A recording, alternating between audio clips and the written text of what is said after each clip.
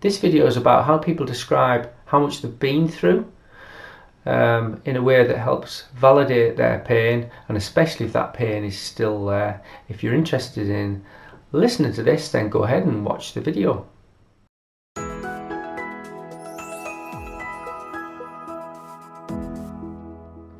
Hi, my name is Drew Coverdale. I'm a physiotherapist in the UK.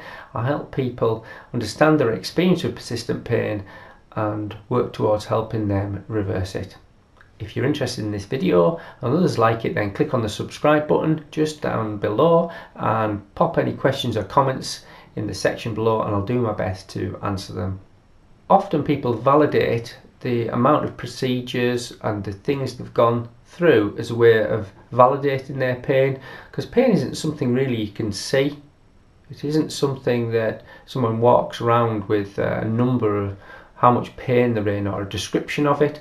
You look at people and you can't see whether they're in pain or not, generally. Yes, if they've had a recent injury and they've got a cast on or got a brace on, or we know they've experienced something traumatic, but otherwise it's pretty hard to see. If you're trained as a physio or a osteopath, or you understand how the body moves, you might pick up a limp. We don't even have to be trained to do that. Yes, to pick up the subtle things perhaps. So this video just explains how a patient was talking to somebody else about their experience of a similar situation, that they still had the pain, and how they described what they'd been through for them, for their experience.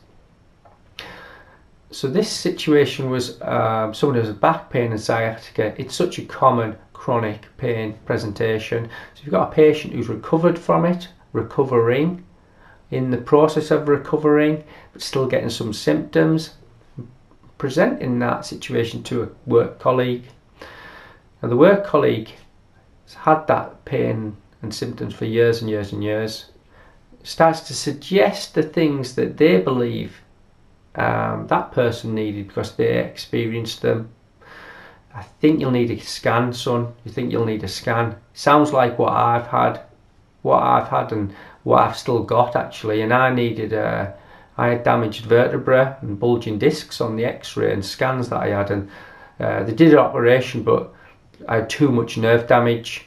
So people will describe why they're still in pain. I saw a certain consultant, he said this to me: it wasn't just bad, it was really bad. It wasn't just one disc, it was two. It wasn't nerve compression, it was really bad nerve compression. They might have metaphors. It's like a knife in my back, and they'll paint a picture of really scary visual imagery of what they've experienced. These behaviours are practically automatic. They'll have said them hundreds of times to themselves and to lots of other people. And I say this very compassionately, because it's not anybody's fault. It's not anybody's fault. But there's a danger to someone recovering or in that process when they listen to somebody else who hasn't recovered.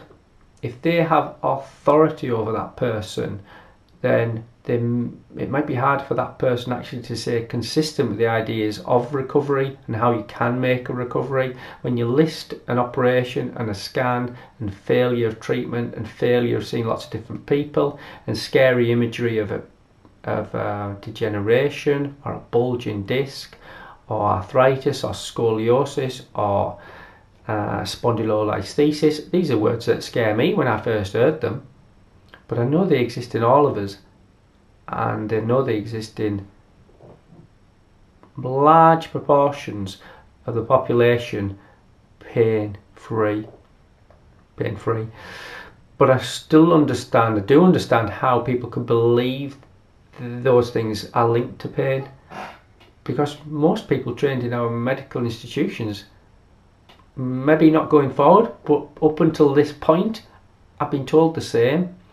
So it isn't blame, but and we should look at those people compassionately. You can't force people to change, you can't change their ideas, but we should be very careful about allowing those ideas to spread, especially people who are keen on taking the steps for recovery.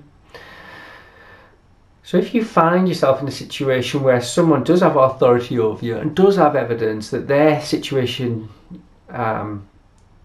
wasn't successful or hasn't been successful to that point, and they reel off lots of evidence to support their belief and viewpoint, well, it is their truth. It does validate them staying in pain, and that's okay. It's not for me or anybody else to kind of force them, or you, if you're in their company.